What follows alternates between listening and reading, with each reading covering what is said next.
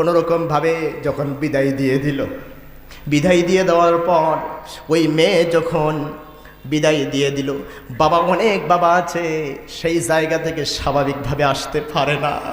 বাবা সেই জায়গায় বসে হাউ মাউ করে কান্দে, আশেপাশের কয়েক বাড়ি শোনা যায়, কথা বলেন কথা ঠিক কিনা।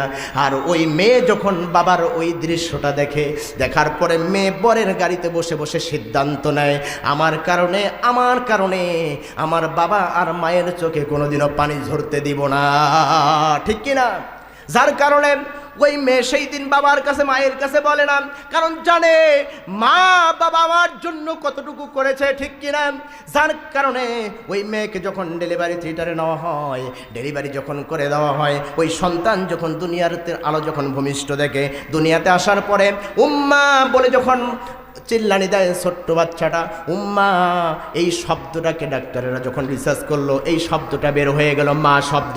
তার মানে ডাক্তারেরা যখন এই কথা যখন ডাক্তারেরা বলেন, যখন এই উম্মা বলে চিৎকার মারে, ওই যে মায়ের কোলে তিনটা কলিজার মধ্যে লাথি লাগার কারণে মায়ের কলিজাটা ফেটে গেছে, ওই উম্মা শব্দটা মায়ের কান দিয়া ঢুকে যাওয়ার সঙ্গে সঙ্গে অটোমেটিকভাবে মায়ের কলিজাটা শিরাই হয়ে যায়। বলেন না আল্লাহু আকবার। মায়ের কলিজা সেলাই হয়ে যায়। এটা একটি মানে অন্য রকমের একটি ঘা হয়ে থাকে। অন্য রকমের ঘা হয়ে থাকার কারণটা হলো, সন্তান যখন বাড়িতে থাকে মায়ের কলিজাটা ব্যথা করে না।